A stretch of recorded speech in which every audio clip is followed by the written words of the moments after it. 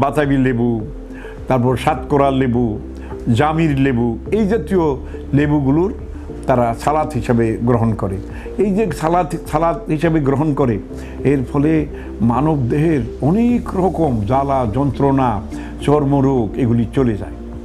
আমাদের দেশে পেঁপেকেও সালাতের মধ্যে সালাতের একটা অংশ ধরা হয়। এখন পেঁপে সালাতের অংশ হইলে সালাদ আপনি খেলে অন্তত পেঁপের সালাদ যদি আপনি খান বা পেঁপের এক গ্লাস শরবত খান যদি আপনি, আর পেঁপের সালাদ যদি আপনি চোকলা সহ খেতে পারেন, সাদা কষ্টা সহ খেতে পারেন, আলহামদুলিল্লাহ আপনার যত ধরনের স্টমাক অ্যালার্জি আছে, যত ধরনের লিভার অ্যালার্জি আছে, যত ধরনের জন্ডিস আছে, যত ধরনের বি ভাইরাস, সি ভাইরাস, কে ভাইরাস আছে, এই সম্পূর্ণ ভাইরাসগুলিকে প্রতিরোধ করতে পারে পেঁপের ভিতরে আল্লাহ তাআলা এত গুণ দিছে।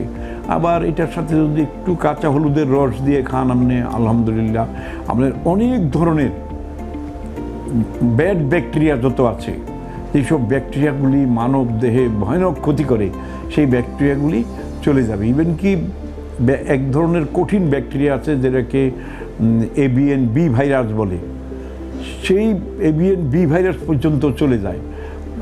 আবার অনেকের সি ভাইরাস আছে, কে ভাইরাস আছে, জন্ডিস আছে, কঠিন ভাইরাস জন্ডিস আছে, যেগুলো লিভার থেকে উৎপাদন হয়ে রক্তের ভিতর দিয়ে মানব দেহকে ভয়ানক ক্ষতি করে। এমনকি যাদের সি ভাইরাস আছে সারা জীবন শরীরে আছে, লিভার সিরোসিস হচ্ছে এই ভাইরাসের জন্য, সেই ধরনের ভাইরাস পর্যন্ত কাঁচা হলুদ গোল যেটাকে মা কাঁচা হলুদ বলে, সেই কাঁচা হলুদ যদি আপনি প্রতিদিন রস করে টেবিল চামচের 2 চামচ খেতে পারেন, আলহামদুলিল্লাহ এই ধরনের ভাইরাস প্রতিরোধ করতে পারবে।